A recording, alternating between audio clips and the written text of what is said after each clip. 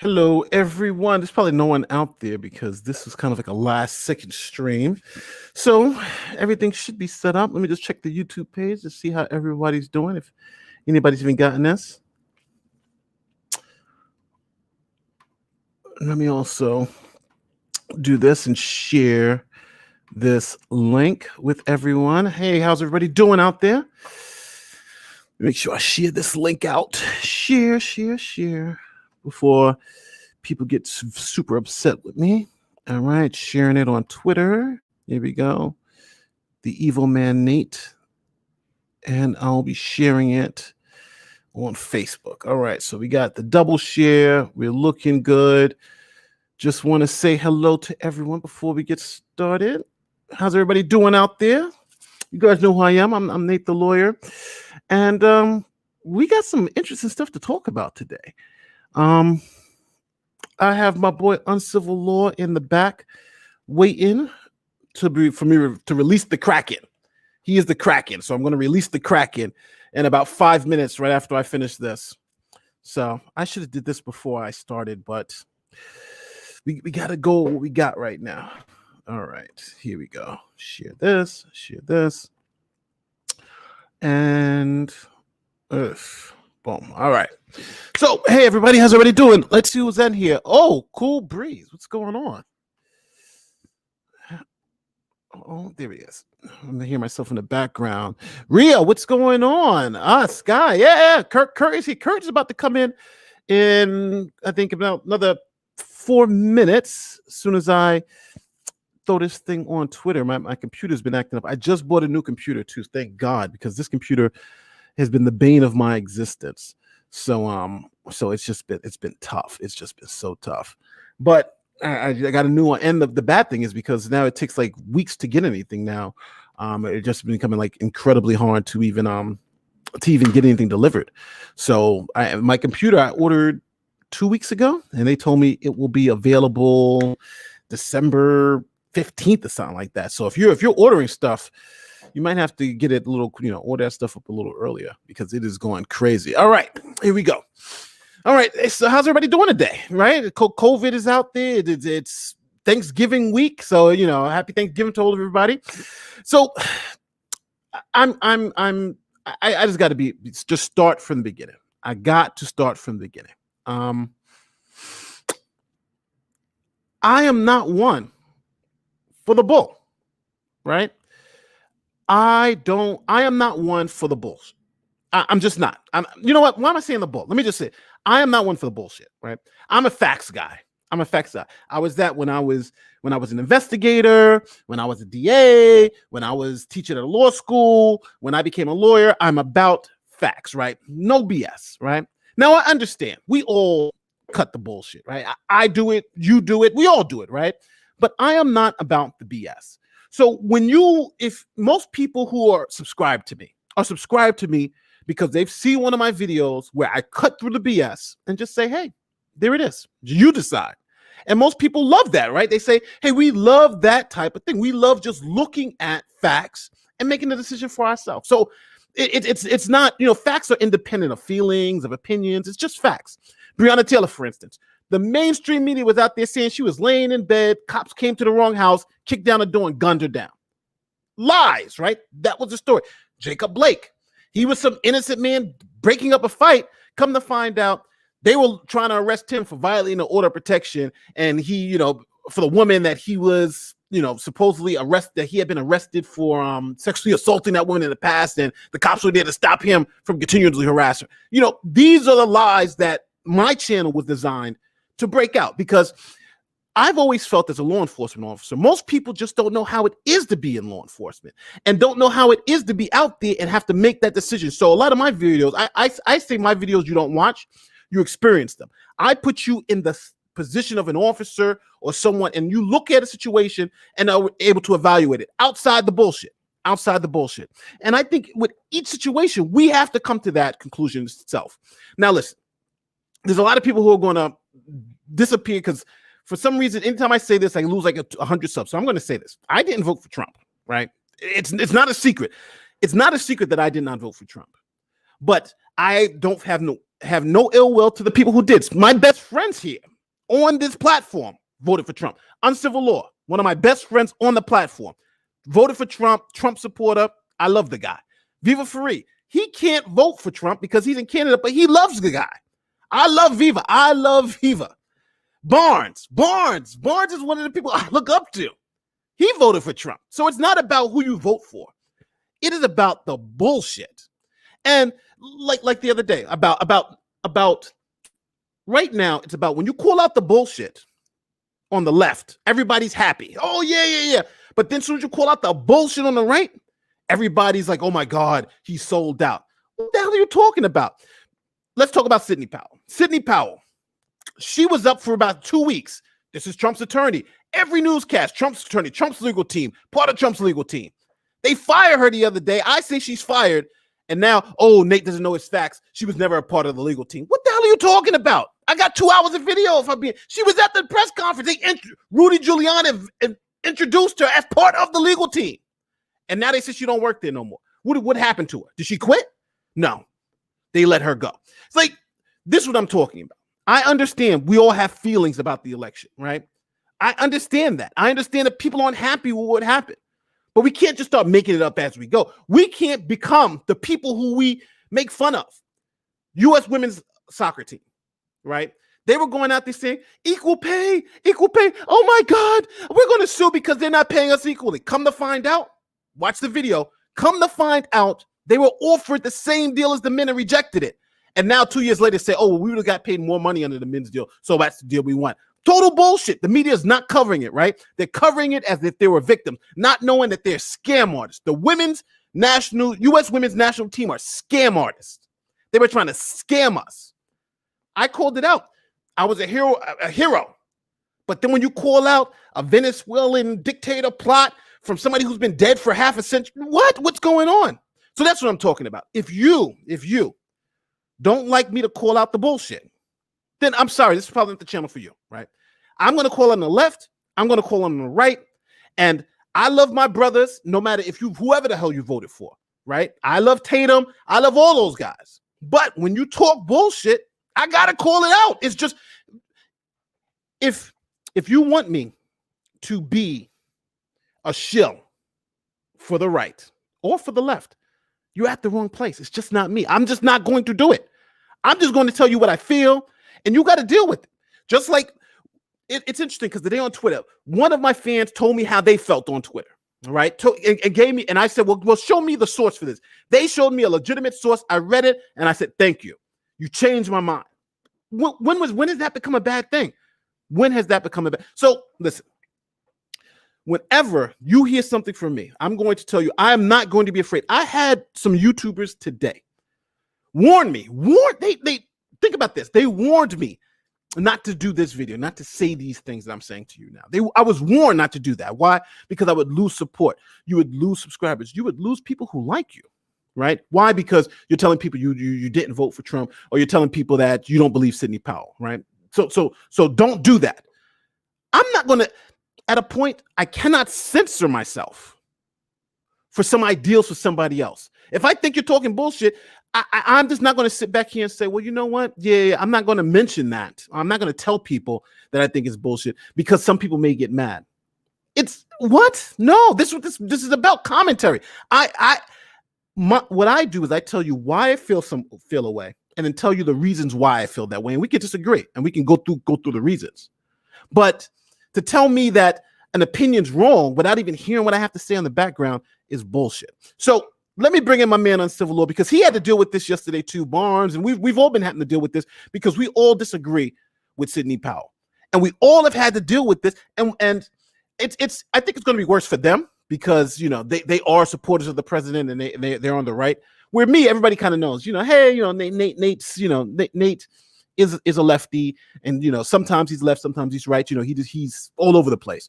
But Barnes is not a sellout. Barnes is not a sellout. Viva's not a sellout. Neither is Kurt.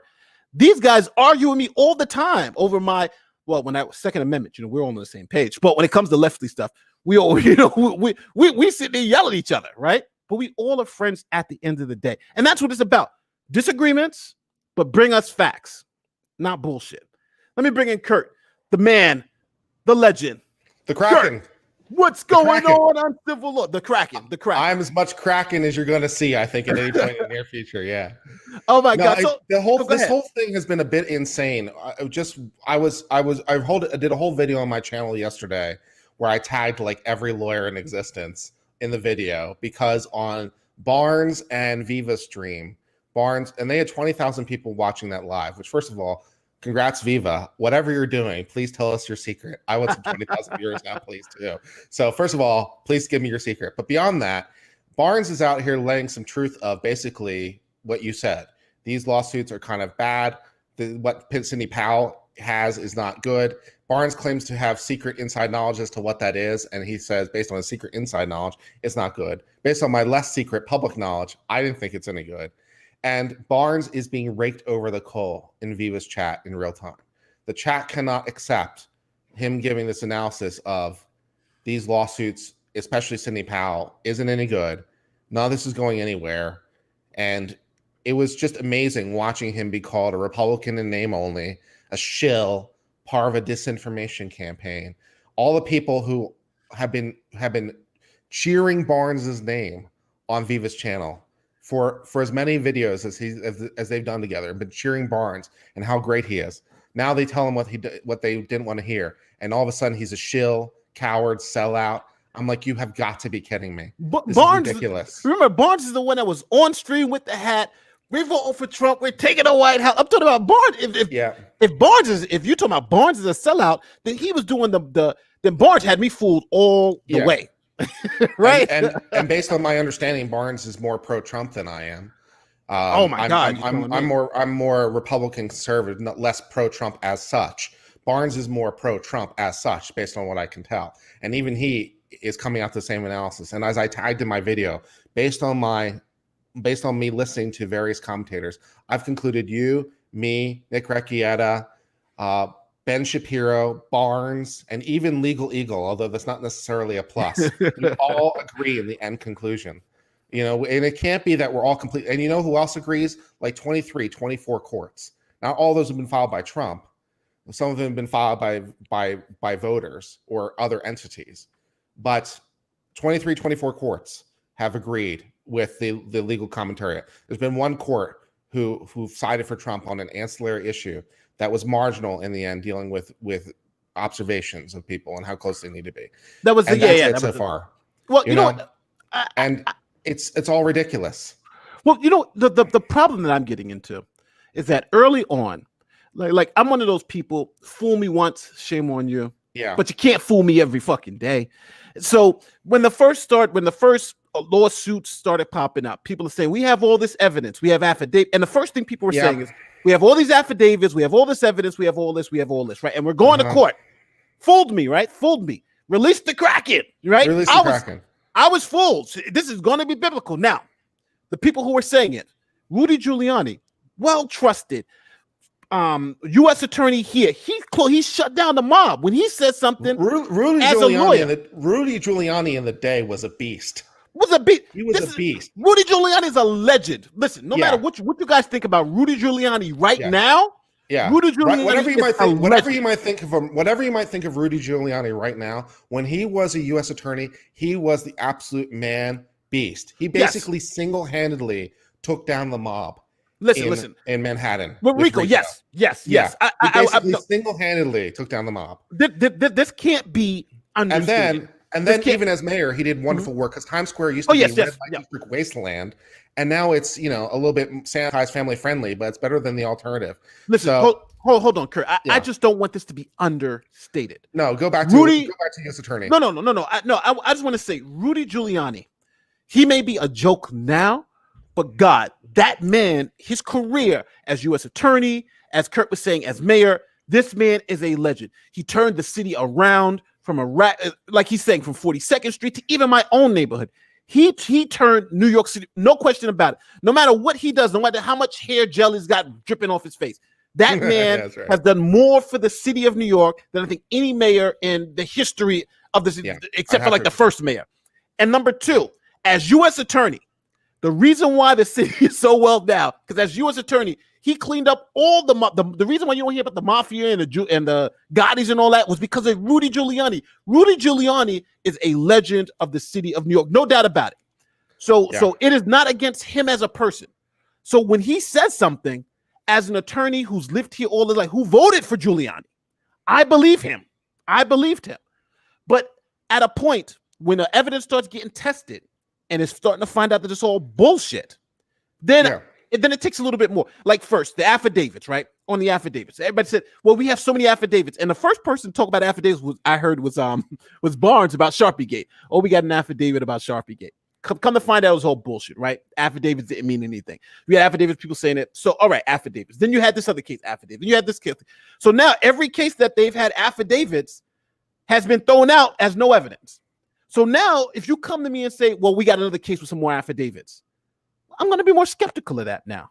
Why? Because like Kurt was saying, the past 10 times that you've submitted these court cases with affidavits, they found out to be BS. Am I wrong, Kurt? Is that a poor way of thinking? No, I completely agree with you. And it's not, we try to look critically no matter who it is. There are a lot of people who I have respect for, and I'll still say when various things they come forward with are no good. Ted Olson, brilliant lawyer, brilliant Supreme Court lawyer. Paul Clement, brilliant Supreme Court lawyer. There's other ones, Lawrence Tribe, brilliant lawyer. Who's the other one from Harvard who's really famous? Help me out. Which one is there? A whole bunch of famous Harvard lawyers. Yeah, but anyway, it's like there's a whole bunch of lawyers who are really, really brilliant. And I'll still look at their stuff and occasionally say this is no good. Right? Just because they're brilliant and they're well respected doesn't mean that I can't look at it and be like, oh, this isn't going anywhere. I have respect for them, but still. And when we're looking at Sidney Powell's documents, and we're looking at these filings, and we're looking at the court filings, we're just like, there's nothing there. So, it's, we might have respect for the person, but at the end of the day, there's a bit of an appeal of authority thing. Just because it comes from them doesn't necessarily make it true. We may have a deference to them.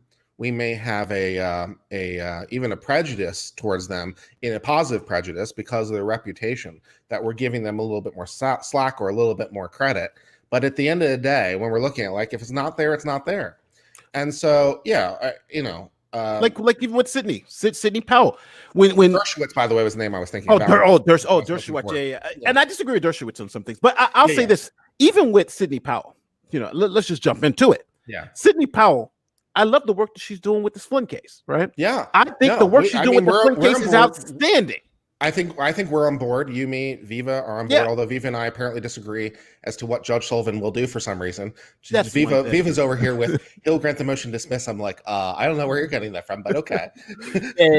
But now that Trump, I think Flynn's getting a pardon. He's got no choice because that's exactly what Sullivan's been trying to get had to happen. We can all see that exactly what Sullivan's trying to do. Yeah, he's pushing for to get him to pardon so that he can do the woe is justice.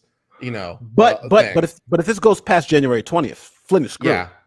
Flynn is screwed. No, I think that's true. Yeah. So Flynn's got to get a pardon in the next 2 months, or he's screwed. That's just the fact, people. If Flynn doesn't get a pardon, or this is not, if they say, well, let's put it off to January 21st, that's the next court date, then Flynn's got to get a pardon before that, or he's in trouble. Because Judge Sullivan's not going to be a happy judge after that. Oh, because right now the only thing that's keeping him kind of in a box is the president being able to flip the switch. So, but what about Sidney? I think Sidney Powell is a competent, intelligent woman, intelligent attorney, and when she says something, she speaks. Now, just so we can all understand, us as attorneys, there's certain things you can say in public, and there's certain things that you can say in a courtroom, right? Yeah, exactly. Yeah. And in public, like I've done this for clients myself. In public, he's an innocent man. He's this, he's that. There's no problems. This is all BS. This is all lies.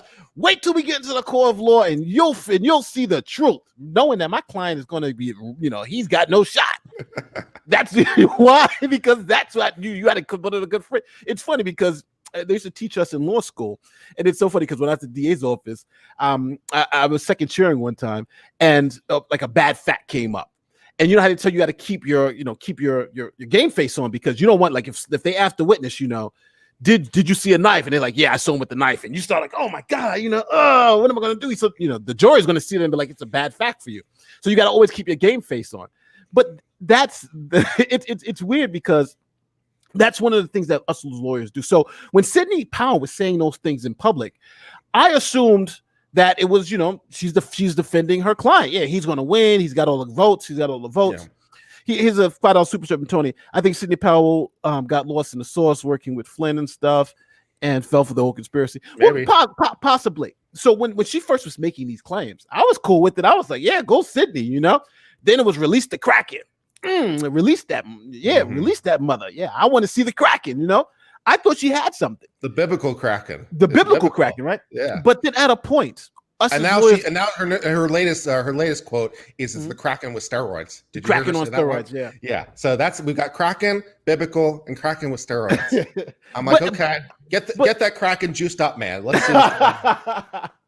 But at a point, you would even admit, yeah, you have to show. That would be helpful. That would be helpful. Yes, evidence would be nice. No, yeah. but it's like a poker game. Yeah.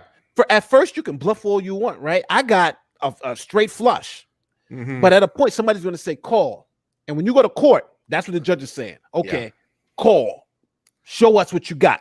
Yeah, and now the Trump team has never shown anything more than wild ass affidavits. That's it. Go ahead, Kurt. Yeah, what they've been saying in public and what they've been saying in court have very different tones and tenors to it, because lawyers are not allowed to lie.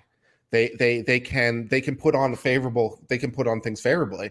So what lawyers will tend to do is they'll tend to amplify good facts and diminish bad facts. So they'll amplify what's good, diminish what's bad, but they're not allowed to outright lie.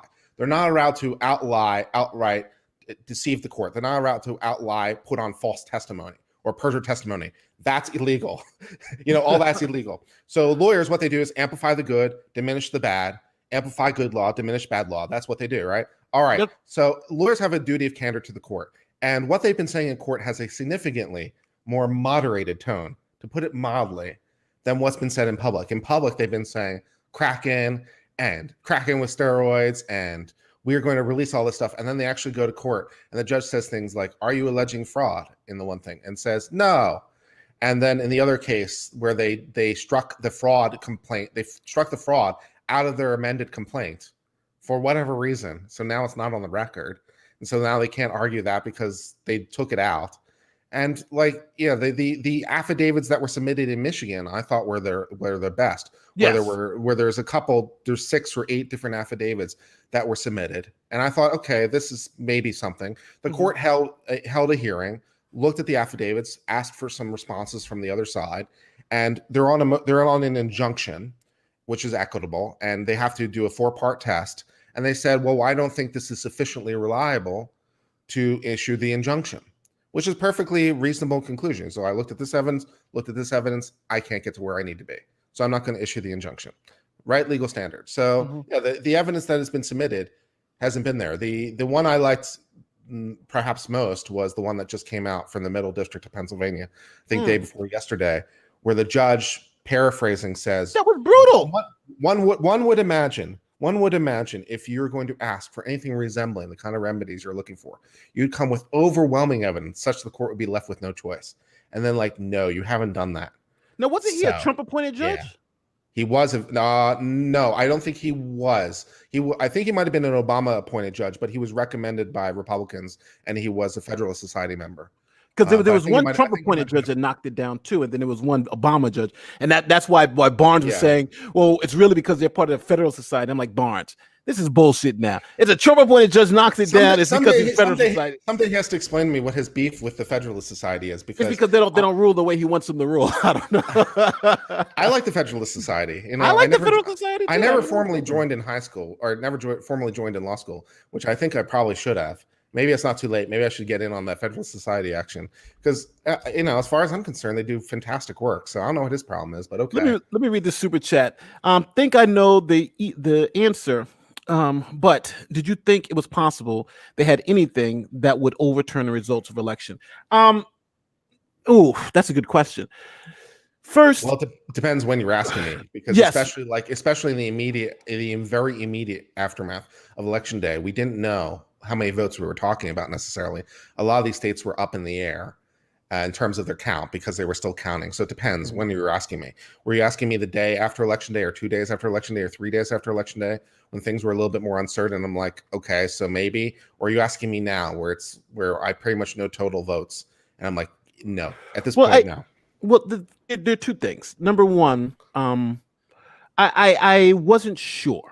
And the way I usually take these things are, if somebody's making a claim, they have to then provide some evidence for that claim, right?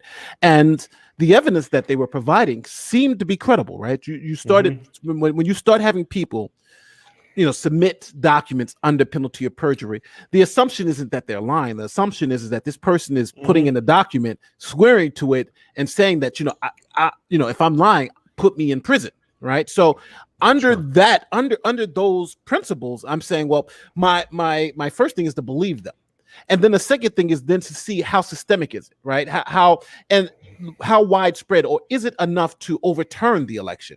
And I saw instances of little things everywhere, but I didn't see of anything enough where it says this is a big problem, systemic. And I think that's what Sidney was trying to do. Sidney was trying to wrap it up so you did have a systemic problem all over the country, wherever there was vending voting machines. But, I think in trying to do that, she destroyed any credible arguments out there, because right now, look what we're talking about. We're not talking about any of the credible arguments or even the possible credible ones. We're talking about the ones that everyone knows is BS. Even think about this.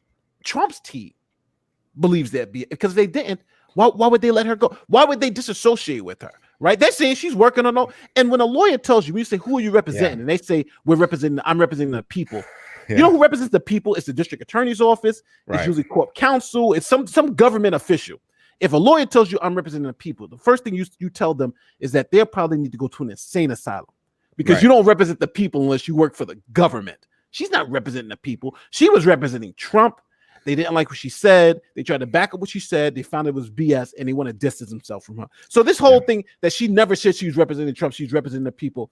If you really believe that, I don't know what to tell you. You've believed a lie, because if anybody's got the nerve to sit there and tell me with a straight face that Sidney Powell didn't work for the Trump team, is that something that you would take seriously, Kurt? Well, that would be a little bit hard, seeing as she was standing next to Rudy Giuliani for 2 hours during a press conference. Like, we have no affiliation, never heard of this woman. It's a little bit of a tough sell. Why is she standing there for 2 hours? Exactly. Somebody asked what are credible arguments. Go ahead. No, I just wanted to a little bit spend a little bit of time on a point you sort of alluded to, which is like the strength of various arguments and when you do or do not bring various arguments. And appellate attorneys in particular know this, and that's why Sidney Powell is an appellate attorney, so she should know this. When you have a whole bunch of things at a trial that you think might have gone wrong, so you have potential errors from a trial court, you don't necessarily bring every error to the Court of Appeals' attention. And the reason you don't is because things that are weak tend to undermine the strength of things that are strong. It's like the bad apple in the bunch. You get that bad apple taste in your mouth, and it just ruins the taste of everything that follows. So there's a strategic consideration for a lawyer. It's like, I don't necessarily want to bring every possible issue. I want to bring my strongest issues and maybe don't bring the weakest. It's like, even though there might be something there, I'm risking that poisons my strong issues. Did they ever tell you the start strong, end strong thing? Yeah, exactly. Exactly the same idea, right? And also, even in trial practice, by the time you actually get to the jury, you do that. Like in your preliminary motions, you'll throw everything against the wall because of what you care. But when you're actually in the jury, you have that same sort of tactical consideration.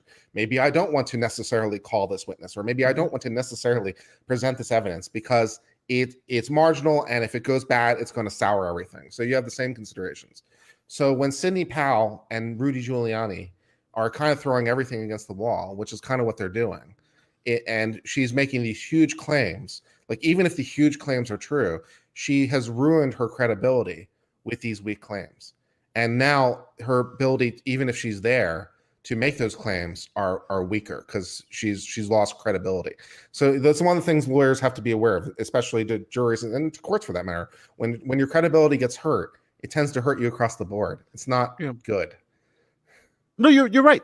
And I think when you're talking about making these type of arguments, there's usually you have to understand, especially like I would say, I understand why they're doing the press conferences, why they're putting these ideas out there. But I think they should have segregated this to not have your top legal people out there making these arguments. Like they could have had a spokesperson. That's why you have a spokesperson. The spokesperson goes out there and makes all these wild accusations and claims, and it kind of shields the lawyers from that criticism, right? Oh, the lawyers never really said that. So when you go into court, people aren't making these arguments like, oh, he's not making those arguments in court. He's just making it. That's what Giuliani, right? Giuliani's making these arguments not making these arguments in court. Like when he was in Pennsylvania, oh, we're not arguing fraud. But then right after the court case, there's fraud. That is a mistake. And I think that's a tactical mistake. We're not having your spokesperson out there saying it's fraud. When you're in the courtroom saying it's not fraud, that's a mistake. And I think that's what happened. I think that's what's happening here. But at the end of the day, let's just bare bones. This is where we're at.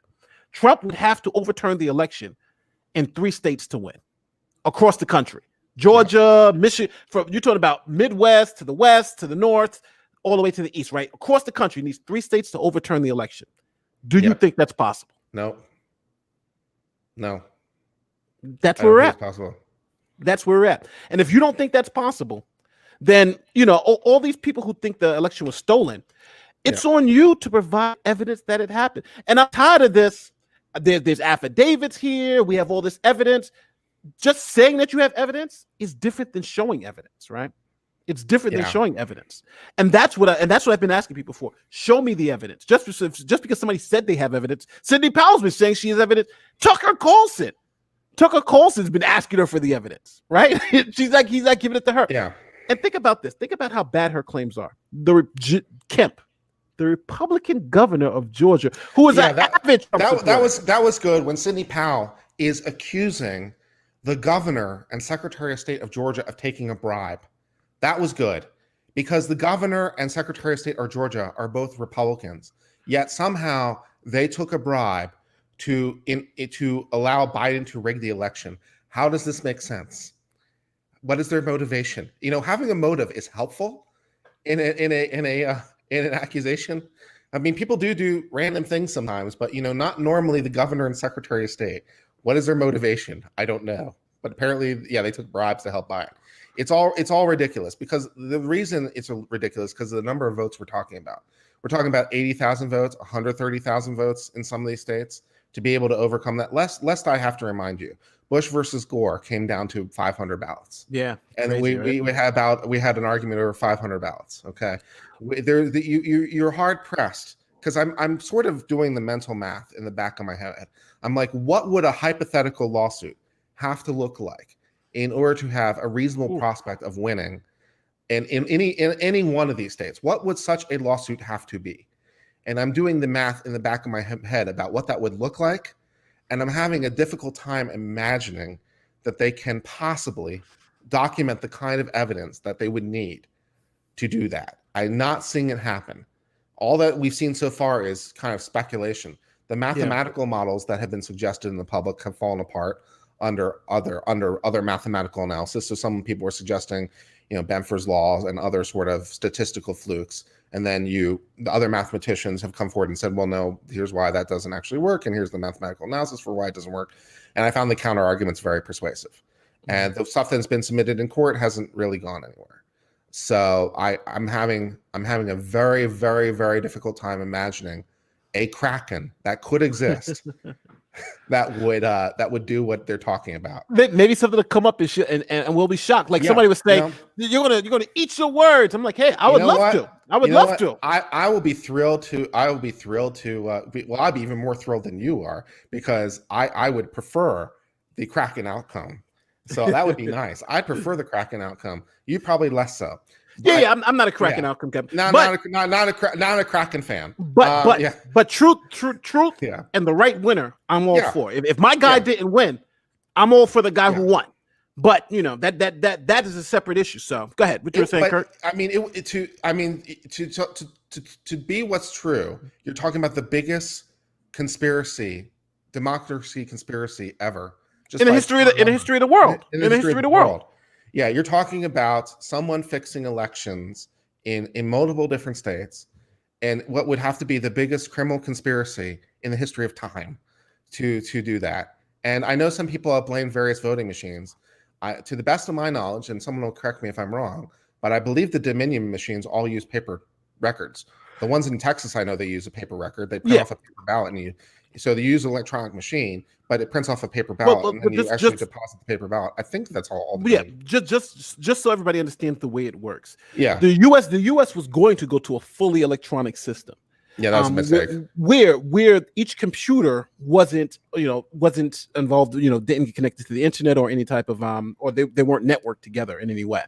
But the best source of finding of just in case something happened was actually a paper ballot. That's the most secure system that you can get, where you actually have paper ballots that were reviewed by the voter. So the system that we have now is one in which you get a paper ballot. Now, either you can fill it out, and the voter fills it out and says, okay, this is what it is. Then they give the paper ballot, when it goes through the machine is just a counting machine. It just counts the votes. But the paper ballot is the one that's secured and is the actual vote. So like in Georgia, when Georgia had a county that flipped a couple of votes for Trump to Biden, that's the reason why they did the full recount, the full hand recount. And they found that the full hand recount actually matched the counts for the. Now, when you're counting the ballots, you're counting the actual, like, this guy voted for Trump vote. This guy voted for Biden vote. So that's the way those went. And when you feed them again through the machines, you get the number, and those numbers match. So saying that Dominion, if what Sidney Powell was saying about Dominion voting machines, you would have seen that in the outcome in Detroit, right? Because she was saying the Dominion voting machines were taking a Biden would get 1.3 per vote, and Trump would get like a 0.7 for every vote. And that's why Biden got so many extra votes than Trump. But then when a hand recount, when you actually have the ballots, you could check the software, right? Because if it's like a crazy discrepancy, you would know. You didn't see that. That's how you know Sidney Powell's first argument was BS. And then to say that Kemp, who is a Trump loyalist, is taking a bribe so Joe Biden can win. It's at the point it gets insane. It gets insane because now you got to provide some evidence for that. Yeah, I mean, I'm definitely in favor of paper ballots as a requirement, because you to be able to have that paper trail, because I at least historically, we have been mutually paranoid. We've all been mutually paranoid about how elections are done and making sure that they're valid, because no one trusts anyone, nor should anyone trust anyone. So everyone is watching everyone all the time, and I don't necessarily trust that you can necessarily audit the software after the fact, because how can you really be sure it's the same software? And you can get into wonderful conspiracy theories. But what's great? The thumb drives. Maybe the thumb drive replaced the software. Maybe how you evaluate the checker? So you use auditing the software. How do you audit the audit software and so forth? It's turtles all the way down. But what's great is paper ballots, because you can actually look at the paper ballot and be like, well, this is what the paper actually says, and I can look at that. So yeah, but I have I don't think that a Dominion spokesman was on and Fox, was on Fox. It's like, none of this is true. We don't have any affiliation. We've never had any affiliation with Venezuela or Chavez or anything, and none of these accusations make sense, and we'd be thrilled to have them. I'm kind of inclined to believe the Dominion software guy. I mean, as skeptical as I am, of electronic machines, especially ones where there's paper records that you can verify, and thank God for that, because I believe this was the first election in 20 years in which Georgia had all paper ballots at the end. So good change for them going back to paper ballots. Electronic balloting is a mistake. And let's not forget, if Trump would have, and for all the people out there, let's have an honest answer to this question. If Trump would have won this election, will we be having these conversations? Yeah, probably not. Or we would in the other way around. Because, we have had these conversations the other way around, because the Democrats back in the day were blaming the whole thing on Diebold, if you remember that. And Russiagate. Russiagate was a hoax. Yeah. Russia. See, and my point is that when the other guy wins, it can never win straight up. It's got to be a cheat, right? Think about this. And with Russiagate, they said Trump was an illegitimate president. Hillary Clinton said Trump is illegitimate, right? He stole the election. And the election was a lot closer in 2016 than it was this year. A lot closer. Yeah, but there was a great compilation done, and I have to remember who did the compilation, because I can't even remember where I saw it. But someone did a great compilation of like all the Democrats over the last couple of years who have been pointing out flaws, including the New York Times, who did an op-ed like 4 years ago about The dangers of electronic voting, dangers of mail-in voting. Here's 7 ways to protect yourself. So both sides have been doing this. The Democrats, as I pointed out, the Democrats were blaming Diebold back in the day for fixing elections on electronic voting machines. 4 years ago, they were blaming Russia and conspiracies and falsified ballots. And running up to this election, the Democrats were forecasting that. They were previewing it. They were saying how Trump was going to fix the vote and how his messing with the voting machines and messing with the counting machines and messing with the postal service, burning ballot boxes and all this stuff, and how it was part of a conspiracy and blah blah blah. Bullshit. Yeah, right. So anyone remember like 3 months ago these kinds of discussions? But now that they've won the election, well, this is the safest election in the history of time. We've never heard of voter fraud. No problem with voter fraud. Never heard of that. We never said here's a list of 30 articles of all the check marks from Twitter who were saying like 3 seconds ago all the things that were wrong with electronic voting, all the things were wrong with mailed-in voting. But now, well, this is pure as the driven snow. So yes, people have changed their rhetorical position based on which side has won. I have lost, and I'm still saying it's kind of bullshit. So maybe I'm pure, and that my talking points don't necessarily have to meet just what I wish is true. I want to be honest to people. Russiagate had me fooled. I was fooled. I was one of those dummies like, oh my God, the Russians won Trump. Why? Because I was so fixated on the person, I didn't even look at the argument. And that's one thing I had to learn for myself, is that I'm not being bullshitted by the Democrats anymore, right?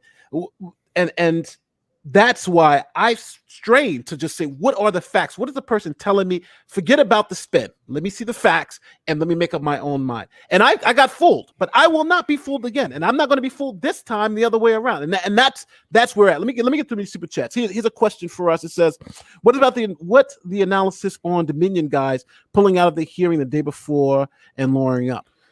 I mean, if I was a lawyer, I'd certainly be inclined in that direction, because I want to be able to prep my client at least a little bit with some of the questions, and I don't want them to be able to go into a hearing completely blind, because you don't know what questions you're going to be asked, and you are always afraid of slipping up and it being seen as a lie, even if it's not intended to be. So the problem if I'm a lawyer and I'm counseling Dominion is like, I can't prep you. And if you go in there and you believe that you're telling the truth, but if you slip up or make misstatements or whatever, and I have to go back and correct that, it's going to be a real problem, even though you're trying to do your best. So most lawyers are very small conservative, and they're very risk adverse. Yes. And so that makes sense of why they would do that. It's like, I don't want to go into hearing the next day. I don't have no idea what I'm going to be asked. And even if I give my absolute best to give honest answers, if I miss something, or I fail to mention something, or if I say, there was none of this, and then it comes out there was some of this, and I have to go back and correct that, and now I look like a liar, and people are accusing me of all kinds of stuff. It's just a pain, and it's just a total pain. So it's just easier not to open your mouth in the first place. This is also incidentally why lawyers advise people not to talk to the police. This is the exact same reason we advise you not to talk to the police, because even if you go in there and you try your best to say all the things that are true, you're probably at some point going to say something that's not true. You're going to slip up. You're going to say something, or at least something that could be perceived as not true, or something that could be perceived as incriminating. The odds of you going in there and giving truly perfect testimony the first time around, especially under pressure, not super positive. So we'd like you not to do that, because it's probably not going to end well. And same thing with this hearing. That's what I think. Well, Kurt, I do want to say this. Anybody who's ever watched one of my streams, if you ever get arrested and the police tell you you're under arrest and they want to have a conversation, if you watch any of these streams, I don't give a fuck what you come away with. You should say, listen, if I need a lawyer beside me before I talk. If they say you don't need a lawyer, just talk to us, that's bullshit. I've used that same line before. It is BS. Never, if they say you are under arrest and you say, I want an attorney, that's the last thing you should be saying without your attorney. They're going to tell you things like, don't worry about it. If you're guilty, why do you need an attorney? The best thing you should say is, I want an attorney because the Constitution says I need to have an attorney. It's not because of you. Why would I'm not going to waive my right? Right? Yeah. No, of course not. Do you waive the right to arrest me? When you're in handcuffs, Attorneys should speak for you. Because I'm telling you, if anything, if you unsubscribe and never talk to me again, the one lesson you should learn is if you're ever under arrest and the police say, talk to us without an attorney, don't do that. I don't care who you are. That is a mistake. Any attorney who tells you it's not a mistake, they probably don't practice law. Let's go. This is from Goth Sith. Thank you for advocating. The only one where I think it's questionable. The only one I think where it's questionable, and maybe you have an opinion on this, but it is self-defense shooting, because well, here's my counter. Here's my counter before you. But hold on. Let me just finish off with the super chat. Hold that for a second, because I was reading it and you cut it. Just when it's God Sith says, thank you for advocating for neutrality and understanding. Thank you for the $14 super chat. Go ahead. I'm sorry for cutting you off. So my only potential counter, and I'm happy to be corrected, is if I were involved in a self-defense shooting, like the scenario would be, I was accosted outside at a convenience store for whatever reason, and let's assume that I'm actually legally in the right. And so the police have been called and they're there. One of the things that I'm concerned about is the some evidence that might help me disappearing. For example, some people who might have been in the area, who might have been witnesses, who may never be able to be found, and may like, well, there were these people, and maybe even physical evidence. Maybe he had a knife, and maybe the knife is now in the bushes, and maybe I should point it out to the police lest they miss it during their investigation. But it's not exactly 100% outside the realm of possibility that somehow they would miss it. So I'd be concerned about evidence that might be favorable to me disappearing, and then I'd want to bring that to their attention. But I'm happy to be corrected on how this is a horrible plan. Well, the first thing I would say is there's no absolutes in law, right? There's no absolutes. So if you're in a self-defense thing where you just shot somebody with a knife and you saw the knife go down the drain and they're arresting you and they're like, we don't see a knife, and you're like, I'm not telling you where the knife is at no, obviously there are limits to this. You know what I'm saying? No, tell them the knife is in the drain, but why you take me away? Then they say, all right, tell us about what else happened. Well, I need to talk to my attorney before that. But there's the knife right down there if you need to find the knife, obviously within reason, But this was the only counter consideration that I had. Maybe he had a gun and it fired, and maybe the brass has been picked up by a tire tread that was skirling. I don't know. I can imagine scenarios, and so it's like when we speak at absolutes. But if the police ever show up at your house and say you're under arrest, this obviously doesn't apply. If you ever if they ever put handcuffs on you, if they show up at your house or place of business or just randomly on the street and say you're arrested, then your only word should be, you should be alternating between the two following phrases. I want a lawyer. I want to remain silent. And it's always good to always ask if you're under arrest. Because a lot of people just don't ever ask that, right? I'll say, come with me, and they'll come and they'll do whatever I say and never ask me. And then we go to court and they'll be like, oh, he arrested me. And I'm like, I never arrested the guy. I told him he can come with me downtown. He came with me downtown. What do you mean he's under arrest? He was never under arrest. I never told him Miranda. If the cuffs are on you, that might be a clue, though. And always, you always ask, am I detained? Am I free to go? Because they have to answer, and you'll see they don't want to answer those questions. Am I free to leave? I remember one time, one of those they stopped me, but this was actually my third year in. I was stopped, and I was like, am I free to leave? Am I under arrest? They were like, why are you needing us? So I'm leaving. No, you can't leave. So I'm under arrest. No, you can't. You're not under arrest. So I'm leaving. Oh. And the whole conversation was like that. Listen, I'm out of here unless you put handcuffs on me. And they had to let me go. But then I had to, I said, no, I'm actually on the job. Here's my fucking ID. Why are you giving us such a hard time? Because you're giving me a fucking. It was. Let me not go down that rabbit hole where we got problems with the police here. But I do want to say this. At this point in time, when it comes to the election, we've had a lot of bluffing. We had a lot of people showing hands, nothing here, nothing here. Right now, people have a lot of alleged evidence out there they said it are out there. If you have it, I'm calling.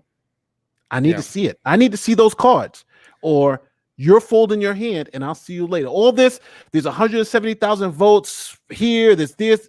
I need to see the evidence. If you don't got the evidence, maybe today will be the day, Nate, and we'll have to have an emergency stream tonight where we have to take all this back. That'll be good. So hold on, but no, just so we can list the Sidney Powell's full what she's actually saying, right? Because what the Democrats are saying, and it's so funny because what the Democrats are saying 4 years ago was just as bad, but I think people just haven't seen it. So first, let's go back to the Democrats. So the Democrats were saying that a Russian plot to help Donald Trump win because Donald Trump tried to open up a hotel in Moscow, which was part of his business, right? His business was about opening hotels around the world. So because he tried to open up a hotel in Russia, that means the Russian government wanted him to actually win. And there was, remember the secret tape of him peeing on strippers in a hotel? Like, it was crazy. I can't believe, I was telling my wife the other day, I was like, I can't believe I believed that bullshit. The Russian dossier. I was an idiot that believed the Russian dossier. I was like, I was fooled. How was I so fooled? And now, what is she saying, right? So now we got another foreign government. But now we got the Chinese money with the Venezuelan plot from 10 years ago to help Hugo Chavez win an election on someone else's voting machine, right? This is not even the minions. They were on someone else's voting machine. I also heard Fidel's name be dropped at one point. Fidel Castro is involved in this too. So it was their He's plot, dead, right? by the way. So Sidney had an affidavit from one of Hugo Chavez's employees from 10 years ago.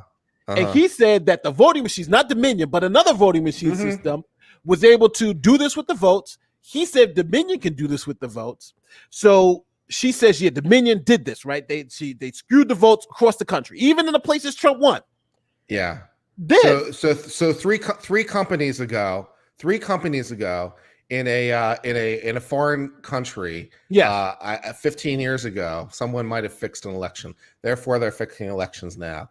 Yes, I don't know, yes. That's a little bit. But now this is where the truth comes in, because remember, we love to deal with the facts. So this is where the truth comes in.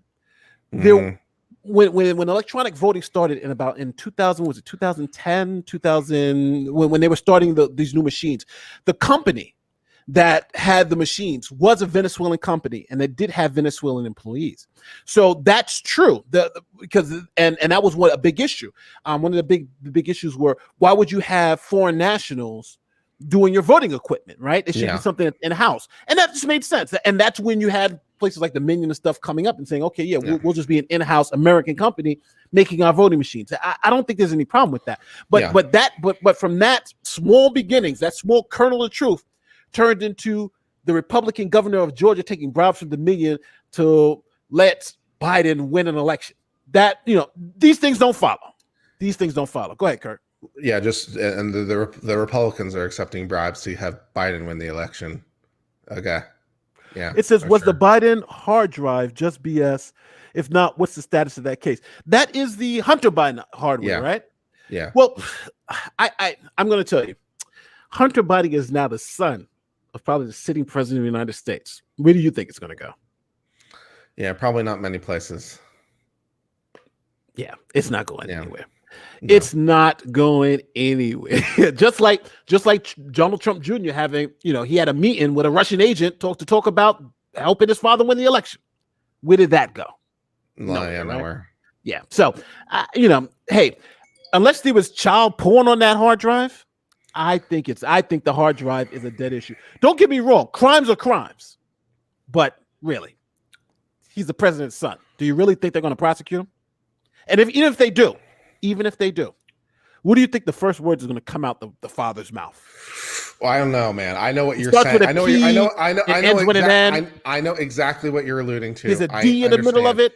I understand exactly. Pardon, is it? I got it. It's French. Okay. Yeah, it's French.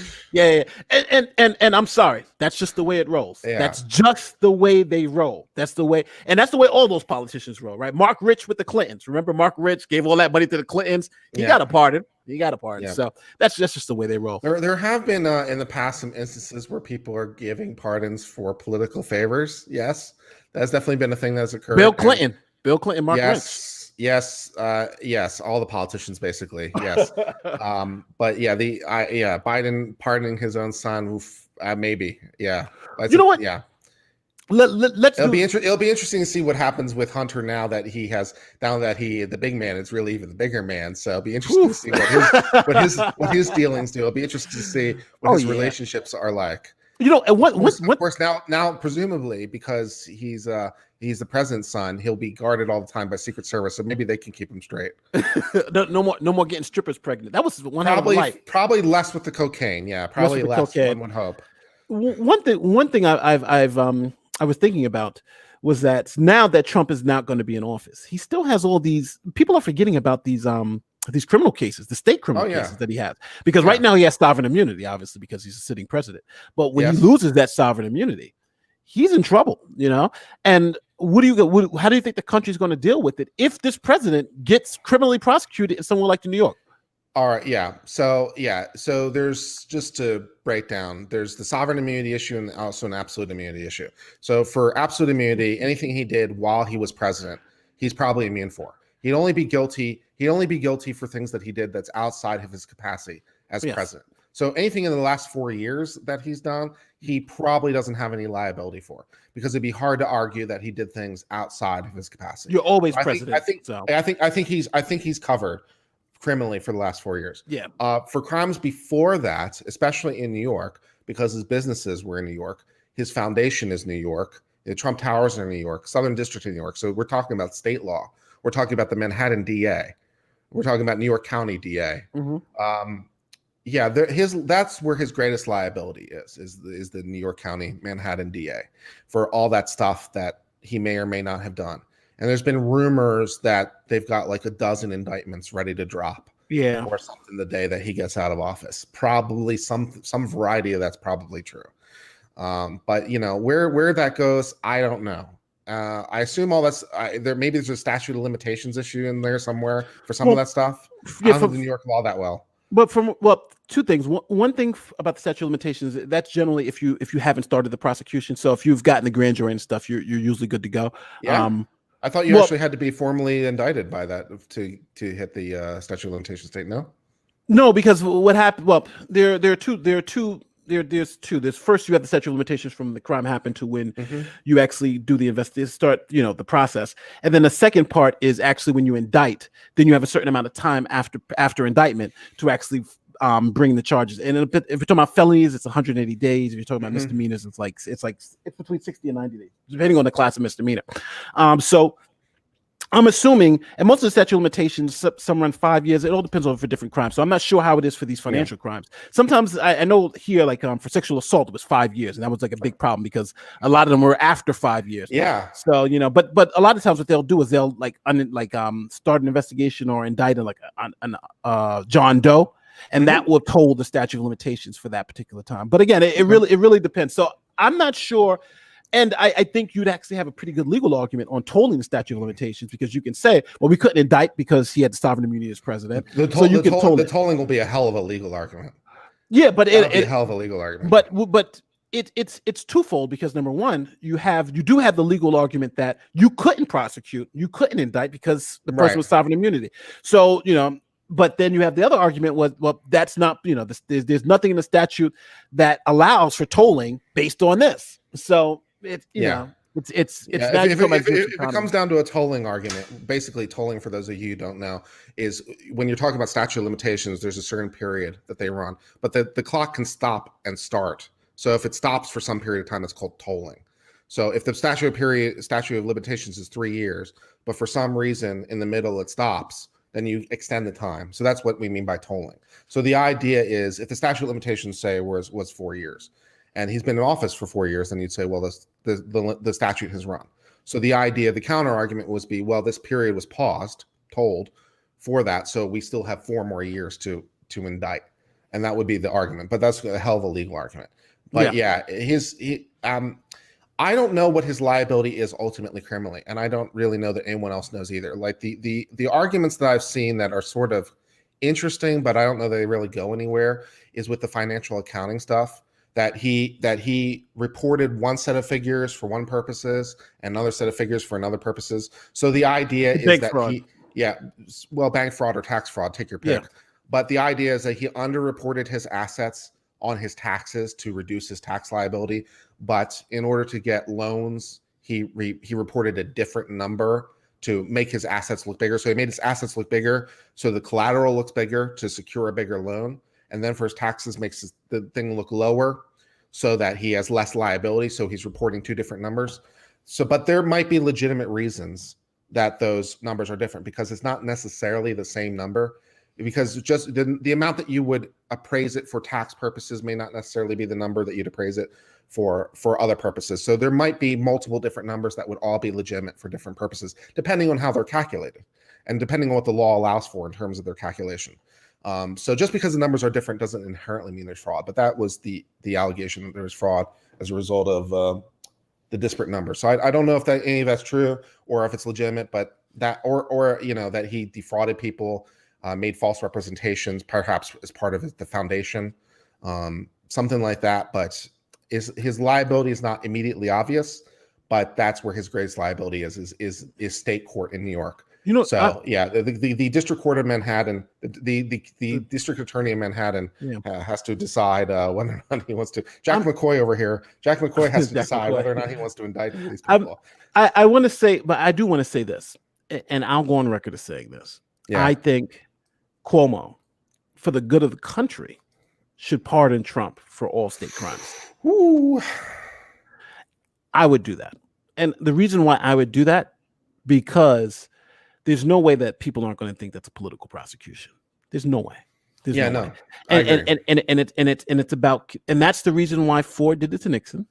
That's the reason, and that's the reason why they didn't go after the political things after Kennedy got elected. Remember in Cook County. So I think for the good of the country, that's something that I would do, right? Shenanigans beats shenanigans. So Donald Trump threatened to lock up Hillary, of course, didn't do it. Whether or not he could have, who knows? But if you go after Trump, then it sets the precedent. Then we run these cycles. So probably the best thing is to let it go. But do you think Cuomo actually does that? Do you think he actually pardons? I'm not seeing Bart again. I don't think Trump has any liability because of absolute immunity, but I'm not seeing Biden pardoning Trump either. His pardoning of Trump wouldn't help, because we're talking about separate sovereigns. We're talking about this state sovereign. So it would have to be Cuomo. Cuomo would be the one to pardon him. I don't think Cuomo would do it, but I would say if you're talking about there's a difference between understating somebody committed a crime. Yes, okay, there's somebody committed a crime, but you do have to also there's also the political implications of the system itself that you have to think about. And you have to think about how people think, because a lot of times, even with judges, when they do things that are wrong, it's about the perception of it being wrong and not actually whether it's right or wrong. And I think that's the part of it. You can say he did bad things, he did this. And I think the pardon itself may even speak to that. But I think at the end of the day, you have to kind of pick and choose your battles. And I think the best battle to pick, you have a president who just lost an election, just became, and now to have running indictments the day after he leaves office. It looks like a hit job, you know what I'm saying? I would be skeptical if I'm on a jury, knowing that I hate the man. I don't think I would be able to convict him because I would think that it's just too political. I would say, he suffered enough. I don't know. It's that, even though that's just my feeling of it. It also keeps him in the limelight. Because now you're driving more news coverage, because the news will be obligated to cover it. Driving more publicity, so probably best to just try to let him disappear. And from the news, it's probably in their advantage to not prosecute, just so he's not in the news. Twitter will suspend his account, I'm sure, very rapidly after January 20th. Facebook will suspend his account rapidly after January 20th. They'll find rule violations, assuming they don't have him already ready to go. So, and Donald Trump will try to make some noise. He might try to start his own media network or whatever. But probably best to just let him be ignored, and not the Republicans. That would also be a favor to the Republicans, I think, because the Republicans are probably better off also with Trump out of the picture, so that we can move on and get people who can spread Trump's message, but without the personality flaws of Trump, because his message, I think, is very popular. I think he got 70+ million votes for a reason. 74 million votes, something like that. So people like a lot of his policies. People like the populism. And before COVID hit, at least I thought he was doing a really good job. As he himself said in the State of the Union, unemployment was low, Black unemployment all-time low, woman unemployment all-time low. Manufacturing was returning to the United States. It was growth industry. Stock market was up. We hadn't started any new wars. That's nice. That's a We positive. got a couple deals for peace in the Mideast. That's kind of which nice. is good. Yeah. I thought his policies with China worked out pretty well in the end. I thought he did a fairly decent. I think he did a fair job on China. So I mean, we can disagree. We can argue. Yeah, we can argue about the weeds, especially in the long term. We could argue more long term. I think there's long term issues. But in short term, it was reasonable. I think some of the things that Trump did well, lowering the business tax rate, I think was a great move. But I think they shit the pooch on lowering the tax rate for just individuals. I think you could have done a better mix, lowering the individual rate and the business rate. I think I think that was just out of balance. I'm not really a fan of his environmental issues and what he did with the environment. I'm not that big of a fan of, but I am a big fan of. What I think Trump did that was very well was keep the economy going in the right direction, because a lot of people just feel like, hey, I think in our political environment, we're talking absolutes, right? And if you hear people talk, they make it seem like what happened with Obama, the economy under Obama was about to, go off a cliff, or we're about to go into a depression. Yeah, which is not.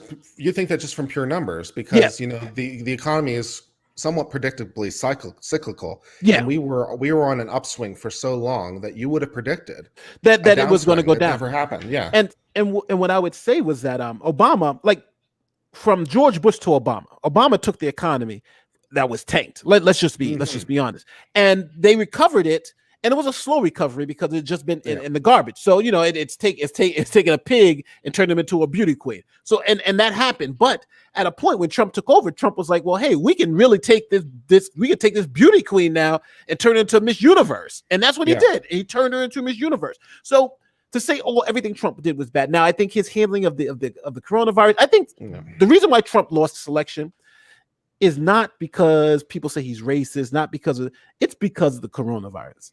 I don't care.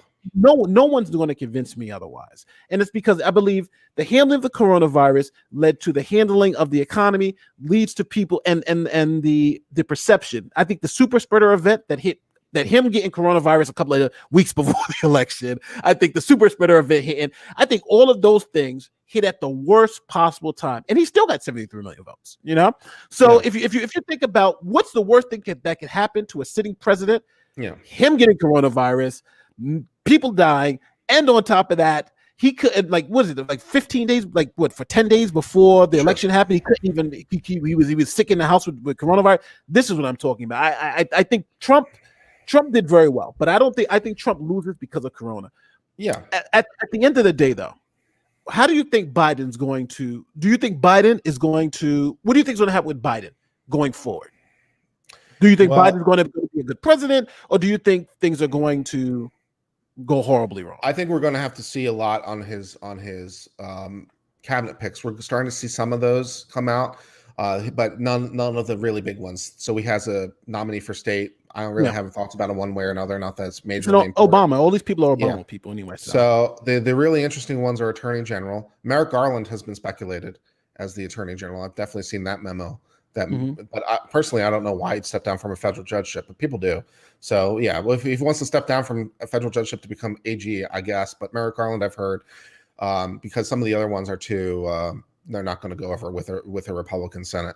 The other interesting ones are going to be Homeland Security, in the Health and Human Services in particular, because of the coronavirus. That'd be one I'm watching too. EPA, although it's not cabinet, but what we're doing there. And those would be the really interesting ones that we'll have to see. It'll be, because he could appoint people that would be far left and would be kind of authoritarian. So someone like Governor Whitmer to run HHS. Someone like AOC to run EPA. That'd be good. Let AOC run the Environmental Protection Agency. No, but doesn't he have the special envoy on climate now, John Kerry? Yeah. I don't know. Whatever. Yeah. John Kerry. Who come back? I'm sure. But but that's what he has. He named John Kerry special envoy on climate change. What does that even mean? Oh, I'll tell you what it means. It means I'm paying off the liberal Green New Deal people by creating a position and putting John Kerry there. You know that's a payoff, right? That's a political payoff to the extreme left for climate change. What is it though? Like is it like an ambassador for the environment? Is that what it is? Whatever. It's something that they made up in the back room, and said, hey, how do we, the AOCs and the Green New Deal people, we need to make them think that they voted for us and we got to pay them off. Who do you pay them off with? Let's get them another civil service, give them $100,000 six-figure salary, and call them climate something. That was the payoff, and that's what it was. Nobody gets. Well, you could convince me differently, but that's what I think that was. Even though I'm happy with the position, I'm telling you all I'm telling you is the Republicans better hold on to the Senate because they need at least one of the 2 Senate seats in Georgia for the election on the 5th. If they lose them both, I'm going to be a very, very sad panda. They shouldn't lose them both. The one guy had like 49.6% of the vote or something. So he'd have to lose. Close. The other guy have to lose. He'd have to lose all of it. You know, so all of it would have to break. But there's a problem now. Both were like 3 or 4 man races though, right? One you had like 6 people running for the Loftus seat. The other one had like 5 people running. So but basically he has to lose all the votes. So all the votes have to go against him. They all have to combine to go against him. Yeah, it's going to be unlikely. And don't forget, you're talking about other people who didn't vote. You know, it's going to. And plus, the biggest problem in Georgia, for those who think the Georgia seats are Republicans easily, I hope. I think there may be a problem, and the problem is that don't forget, both of these are the senators who cashed out all their stocks in the coronavirus shit, right? Isn't it? These are the 2 senators who, when they heard the stuff about coronavirus coming out, they sold all those stocks, and then people were like, oh. So I think these two senators have that baggage, and these races were closer than a lot of people thought. No one thought Georgia would flip, and no one thought these 2 Senate seats would actually even go blue. And I think I just don't want my Republican colleagues to feel that these are a gimme, because that's what they felt in 2016. I don't think they're giving me. I want them pretty bad, because if they get both seats and it winds up with a 50-50 Senate and Kamala Harris over here is sitting as president of the Senate and breaking all the ties, I'm going to be a very sad panda. Well, but it'll be justice. It'll be justice, because it's the first 2 years of the Trump presidency, right? 51, 50, 49 Senate. And so it's the same thing, you know, but I would rather have balanced government, because I'd rather them work with each other than just one side, because when the Democrats run everything, then it makes me pull my hair out and I go short here. But so assuming that we get at least one of the 2 Senate seats, so we maintain a majority in the Senate, the overall news for Republicans, I think, is still continuing to be positive. We picked up 9 seats in the House, and based on and 4 haven't been called, and I think all 4 of those are leaning Republican. Wow. So it looks like we're going to pick up 13 votes. So and you need 17 to flip. Yeah, so it's basically 4. It's minus 4. This 4 person difference. So the Democrats will keep it, but it's super close. But it'll be 21-22 versus like 20. It'll be 200. It'll be 222 versus 218, something like that. And if you guys, for the Democrats out there, for those of you who are Democrats, think about this: how can Nancy Pelosi be put in again as speaker? I don't know Nancy when Pelosi you've lost. When you've lost all of these seats. I don't think she keeps her seat. I think there's a very decent possibility Nancy Pelosi loses her seat, which is just as well, because she's not doing anyone any favors as far as I can tell. Well, no. Don't get me wrong. She's done what she's done. She's done a good job in a sense of getting the Democrats to where they were at, to get them back in control of the House. That's the only saving grace for the past 2 years. They had the House. But I think at the end of the day, I think Democrats have to start thinking about messaging, because the Democrats' messaging is shit. It just is. It's horrible messaging. The Democrats have been labeled as socialists who don't care about this, and who rather destroy jobs and that type of thing. And I think Trump is that's one thing Trump has been very exceptional at. He's been exceptional at labeling his opponents the worst possible way. Jeb Bush, low energy. He's just got a knack for it, and the Democrats don't know how to do it. That's why the Democrats, even though they won the presidency, they lost everything else.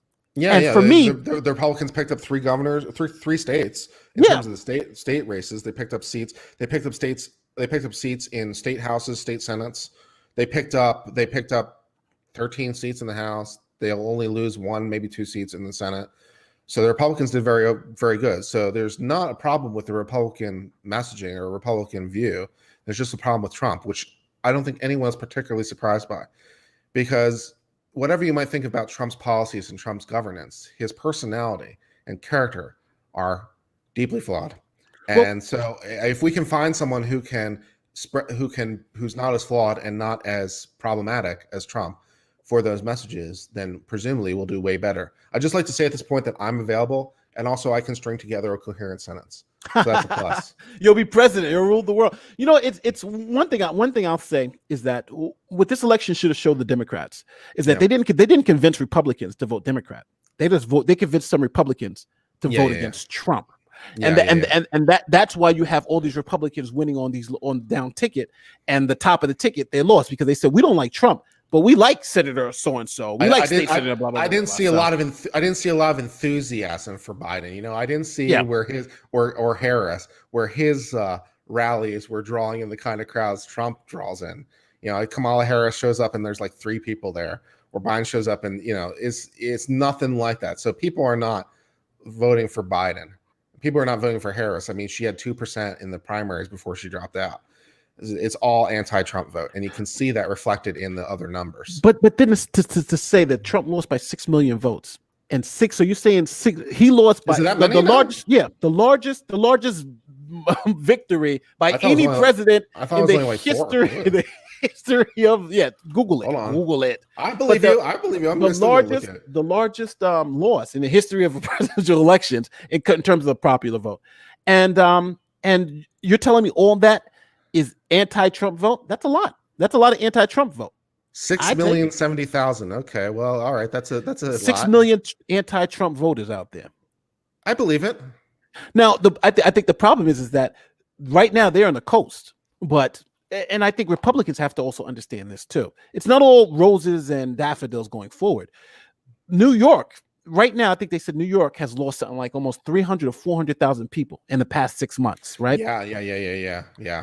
And if you think about this, where are those people going? Those people are going to Republican counties, to Republican low tax states, and they're going to be voting in Democrats. So that's why, these margins, and now you're talking about you got 6 million people who are in these coastal places that are going to be leaving because it's just too expensive to stay there. That's not looking great for those, for these Republicans. Look what happened with Georgia. That's one of the things that happened with Georgia. A lot of people from the Northeast moved to Georgia, and now Georgia's turning blue. Texas is becoming a little bit more. Look at Joe Rogan and all the people from California. We're moving to Texas, right? So Texas is the place to be, man. Yeah, I'm telling you, we got a wide open changing. country here. You should come down and visit me, and then you'll never want to leave again. But that's I think the issue that I think Republicans have to deal with is that if those demographics start leaving the coast for the middle of the country, now you're talking about a different ball of wax. Now you're talking about more votes, and now you're talking about 6. Because don't forget, if you're talking about Joe Biden won by 6 million votes, it's just because those 6 million votes are concentrated in these little areas. But if you start spreading that out, Republicans are losing ground. And based on the margins in the popular vote, every 4 years they lose by more votes in the popular vote. That's unsustainable. That's unsustainable in 10 years. Because in 10 years, if that's a 10 million vote margin, then your parties, no matter how many states you can win, eventually it's just going to be too much for you to win anything. You know what I mean?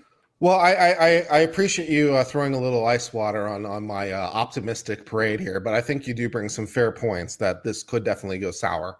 So I mean, I think a lot of this is anti-Trump. I think some of that is reflected in the numbers that I was talking about, because there does seem to be, how is it that the Republicans are gaining seats in the House and gaining state houses and gaining governors and gaining all that stuff and simultaneously losing?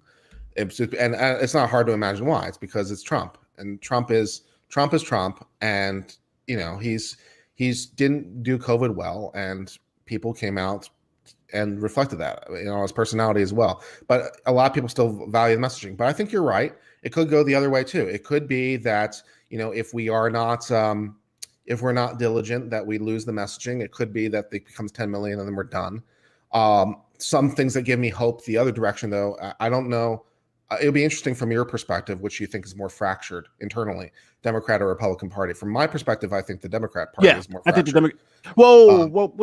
in terms of it has so many different constituencies and the left new Democrats, social Democrats, the far left aspects. I think the far left aspects are more of an active force in the Democrats than the far right aspects are active forces in the Republicans. And I think the Republicans are less fractured internally.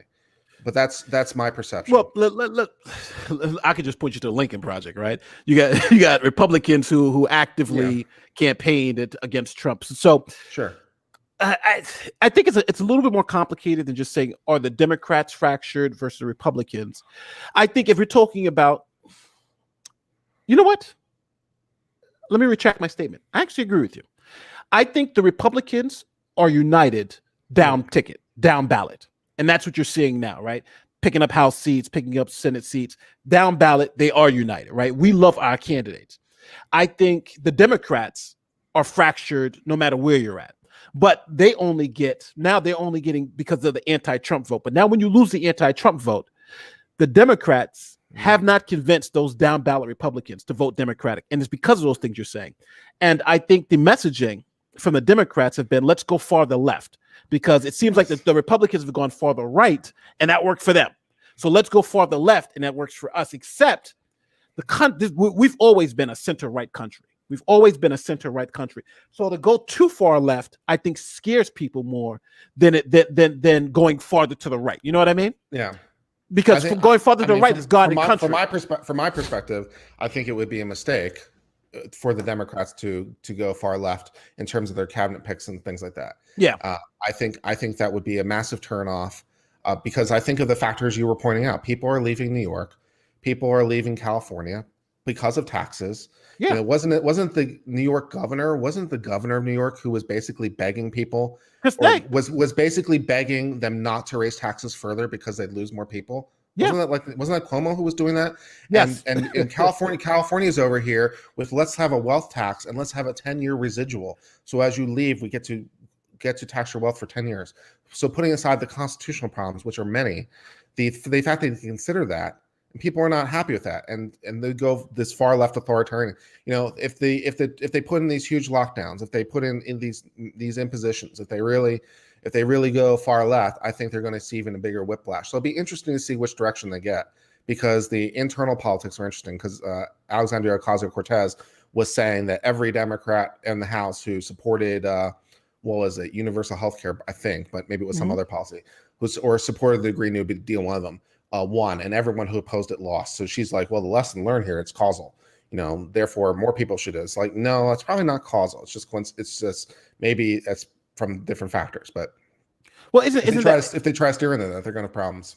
Isn't that what happened with Kavanaugh? Because remember, all the senators who voted against Kavanaugh got kicked out. So the Republicans would say, so obviously everybody's going to overstate that. But I think at the end of the day, I think you're right. I think like for instance, AOC and all these lefties, I think they don't understand what sells in New York doesn't sell in Oklahoma.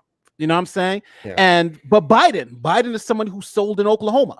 I think he's very mild. He's very bland. He's a very bland candidate, and I think people like a little bland at this point. They like something a little less spicy. But it's funny that they were saying this morning, Biden's a 5-time loser for the presidential election, and then the one time he wins just happens to be against Trump. That's probably what's really bugging Trump. Like this is a lifetime presidential loser, and the one time this guy gets and a plagiarist. He's a plagiarist. And he didn't he graduate like in the bottom 10% of his class in law school? Something like that. Yeah. Not so great in law school. I did a little better than that in law school. Oh my God. I'm so sure what his experience is. When you mentioned Kavanaugh, though, I had bad flashbacks, man, because that's going to be a long time before that taste gets out of my mouth. The way they treated Kavanaugh was so bad and so horrible. Oh, he's a gang rapist. Oh, okay. That definitely is. Thank you, Michael Avenatti. Anyone remember when Michael Avenatti had credibility? Anyone remember for about the 3 minutes when they were throwing his name around as a potential presidential candidate? Anyone remember that? When they're saying Michael Avenatti for president? You don't remember that? What happened? No, I remember that. You know what? It's so funny. When I first saw him giving his argument for Stormy Daniels, I remember telling my wife, I said, his legal arguments are bullshit. And my wife was like, oh no, he's a lawyer. He's representing, he's on CNN every fucking day. And I'm like, babe, listen, hold on. What he's saying doesn't make sense because so everybody understands my issue with Avenatti's contractual argument. Michael Avenatti was saying since Donald Trump didn't sign the contract, that Stormy Daniels could get out the contract. Now, the argument is fallacious at best. And the reason why is because Stormy Daniels took the $150,000. Right. Michael Cohen signed it on Trump's behalf. So they had an agreement. They signed it. She was paid. She took the money and spent it. So there is no way that any court's going to throw out that agreement because both of you guys had an agreement. In fact, she got, she got paid, 2 signatures on it. And for 2 years, they both held to the agreement. And now she wants, so I said, there's no way any court's going to throw that out, unless you have something just wrong with the contract. But the contract is ironclad, and his arguments for throwing out the contract because Trump didn't sign it is ridiculous. It just didn't work because she took the money. If you take the money, it's over. And he was making those arguments. I said, babe, his arguments are just bullshit. And then I remember making that argument with some of my Democratic friends. Oh, he's a shill. He's just, it's a bad legal argument. They're like, no, I'm jealous of Michael Avenatti. I'm like, what the fuck am I jealous of this guy for? No, he's making bad arguments. Then to come find out that the guy's a shill and all this, it's just kind of like, what? Yeah. But I think the left want people to forget about poor Michael Avenatti. They want you to forget about Michael Avenatti. I haven't forgotten the criminal indictments for extorting his own client, Nike. I haven't forgotten those. I haven't forgotten his many criminal indictments and the fact he's going to jail at some point. Yes. Yeah. Oh, we got to get Barney back on here too. Barney, what's going on? Barney just sent us I'm not sure that the HRK, what is that? The People's Republic of North Korea. Barney, you stuck in Korea? No, I'm messing with you. Barney's, where's Barney from again? I just had on tip of my Serbia. No, not Serbia. Where's Barney HR. From again? So what's HR? No, but I know where Barney's from. I don't know why I can't think about it now because I'm trying to remember it. But Barney says liberals, progressives, what is it? Anarchists, socialists, communists. I can't see shit. Conservatives, libertarians, populists, anti-establishmentarians, and nationalists.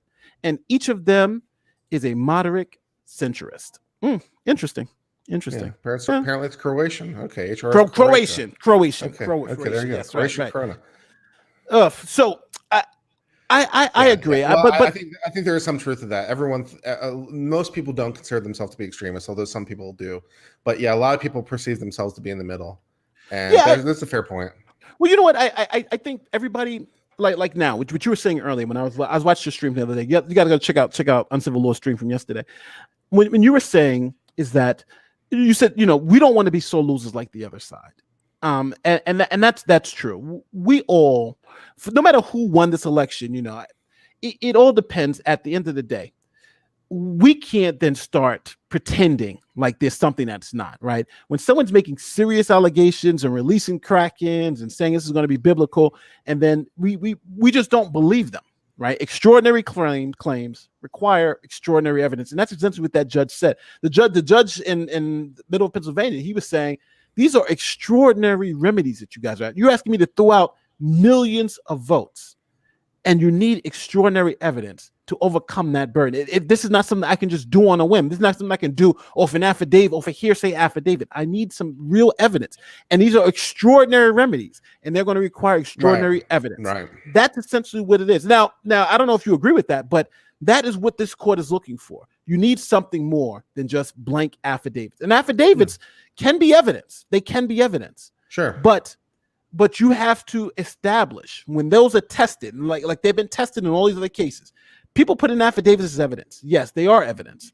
But when they are tested and found to be lacking, then you have to accept that fact. And all the affidavits that have been put in have been found to be lacking. And one last point, and I think the left does this to a detriment. Mm-hmm. The mainstream media keeps saying there's absolutely no evidence of any election fraud anywhere. No, that's ridiculous. Obviously, if you have 150 million votes cast, there's going to be some election fraud. It would be stupid to say otherwise. It would be misleading to even allude to the fact otherwise, right? Some mom or pop or somebody's going to, go vote for somebody else. It's going to happen. But the law demands that even if you have an evidence of election fraud, like you can, or some abnormalities, is it enough to overturn the election outcome? And in this situation, Trump has to show enough to overturn 3 states, 2 of them which have already certified. I don't think it's possible, but Uncivil Law may disagree with that. He may say it's possible. No, I don't. I don't really think it's possible. I was looking for the exact quote so that I could get it right, because I know there's a case out there that basically says that equal protection claims don't apply to routine election mishaps. I was trying to find the exact phrasing because I didn't want to paraphrase it, but I couldn't find it in the interim. But yeah, a lot of these things that have been documented so far are just part of normal elections. When we're talking about as many elections as there are, because you have to remember we're 50 states, and not even that. Usually it's broken up on a county level, and not even that, because usually it's broken up on a precinct level beyond that. So how many precincts are there in the United States? I don't even know. Whew. 30,000, 40,000, 50,000 precincts in the United States, something in that order of magnitude, maybe. So when you're talking about discrepancies, or you're talking about these problems, these routine issues does not an equal protection claim make. You need more, especially, as Nate pointed out, for the kind of remedies that you're talking about. When you're talking about preventing certifications, and this was a point that maybe I'll have to quibble with Viva Frei, because he thought that this was a straw man argument by the court, and I disagreed. It was straw man, because the what they were asking for was to prevent certification. What the court said is, you're asking me to throw out millions of votes. Viva Frei thought that was a straw man description. I disagreed, because when you're saying decertify the vote, I think a fair way of characterizing that, at least in my opinion, is saying, well, we want to disenfranchise those voters, because that's one of the things that might mean. So we might disagree there. But in any case, whatever remedy you're asking for, whether it's disenfranchising people, whether it's preventing certification, it's throwing out some votes, throwing out all votes, even on a county level, even on a precinct level, you're asking for a lot. You're asking for a lot. The only one that I'm aware of that was not certified was in Nevada, dealing with some county commissioner or something, where the vote spread was 10, and there was like 140 ballots that were in discrepancy because of whatever. It's like, okay, there's 140 ballots that are a problem. This is a split of 10. So, okay, we won't certify that election. Let's have another one. For a county commissioner, okay, great. You presented enough evidence to do that. But because you can, that's kind of what you're looking for. Just multiply it, right? So if we need, this kind of margin to show this kind of problem, if you're trying to argue 1,000 votes for an entire precinct, you're trying to argue 30,000 votes, 80,000 votes, 110,000 votes, 6 million votes. You're looking for evidence of kind of that scale of problem. And, a random affidavit or two or even three is not really going to cover it, particularly when the court has a hearing and they consider those affidavits and also consider the government's position, which they have in many of these cases, especially in Michigan, consider the evidence and be like, yeah, I don't find these affidavits credible. I find these affidavits credible. I mean, especially when you're on an injunction standard and on this equitable remedy, and you're trying to balance the 4-factor test for the equitable remedy, and like you're asking for a lot, and the likelihood of success doesn't appear to be high. So I'm not going to grant the remedy on this. Seems like a perfectly valid conclusion. And some of the things that people have been sort of alleging in the ether have just not really been documented in court, and I'm having a very hard time believing it could be. So I just, and I also would like to say, because someone was speculating that they thought that the reason this is all happening is because they want to get to the Supreme Court, that Sidney Powell or Rudy Giuliani is expecting to or anticipating to lose at district courts and courts of appeal because they're hoping the Supreme Court gets involved. I am just not seeing that happen. The U.S. Supreme Court is discretionary on appeal. Yeah. They get to decide what cases to grant cert on. So that's number one. They don't have to hear every appeal. They get to decide. And unless if a court somewhere struck down votes or prevented votes from being counted for any reason, the Supreme Court might get involved. Yes. If all the decisions from the district court, especially and the courts of appeal, if all the decisions from the courts of appeal are ultimately we're not going to intervene, I'm having a very hard time seeing the Supreme Court get involved, because why get involved? Why enter that fray if you don't have to? It's one of the perks of being discretionary. Politics. So, yeah, it's also politics, and just like it's also institutional legitimacy of the court. And it's like, are we really going to hear a case where we're going to, even the one that I think is the best legally, the most interesting legal challenge, the one that presents the most interesting legal issue, with the ballots that were received after election day in Pennsylvania. So there were ballots that were received after election day. Pennsylvania law doesn't appear to allow that. but the Pennsylvania Supreme Court said that is allowed, right? Yeah. And so then maybe there's an issue there for the U.S. Supreme Court law, and I think it's very interesting on the legal technicalities in terms of the legal analysis. But even then, you're talking about 10,000 votes, and the margin not going to change the election. The margin at this point is even what is 50,000, something like that. It's more than the amount that you're talking about. So why would the Supreme Court get involved to resolve this when in Pennsylvania right now it's 3,378 versus 3,459. So you're talking about 80,000 votes. Yeah. So if 10,000 votes are in jeopardy, but the margin is 80,000 votes, why on earth would the Supreme Court get involved? Because even if the it's not precisely moot, but it's like, why get involved when it's not going to really impact the end result? And so if their idea is, well, we're going to get to the Supreme Court is going to grant cert, I'm like, no, they're not. I don't see that unless a lower court strikes down some votes and they have to get in for that reason. But if all the lower courts say we're okay with this, I would be amazed if the Supreme Court actually grants a merits hearing on this. But what would be the thing is that before we get at, let me, after John, I'm going to do your question in a second. Think about this. Even if the Supreme Court was to get involved, what case or what issue could they get involved with that would change the votes in multiple states, right? Because whatever they would rule on now would have to be so sweeping that it would change the outcome in not only Michigan, Pennsylvania, Georgia. Like, it would have to change it all. Yeah. So that's what I'm saying. So that's why I'm saying it's almost moot, because in Bush v. Gore, it changed everything, right? Whoever won the Supreme Court was president. Here, if you win the Supreme Court, you got 10,000 votes kicked out. It doesn't mean it doesn't. There's no and although that would be presumably majority Biden, it wouldn't be all Biden, so it wouldn't even change it by 10,000. Presumably, you change it by 7,000, just to pick a random number. But why bother? Yeah, it just wouldn't make sense. Brother John's question is for $5. Has there ever been a presidential election where the House lost seats, yet the president of the same party wins? I don't remember. I haven't remembered one. I never looked into that stat. I don't know my history that well. But I know the biggest swing was the Obama swing. When Obama came into office, remember, they won 60 Senate seats, and then they also had the majority of the House. And then 2 years later, they swung all the way back to the Republicans won the supermajority. They had a filibuster-proof majority for 18 months or something like that, right? It was for like 12 months. Because what's his name? They had the special election. Yeah, and then it became a 59. Then they lost that one seat in Massachusetts. They could have passed any healthcare law they wanted. They did.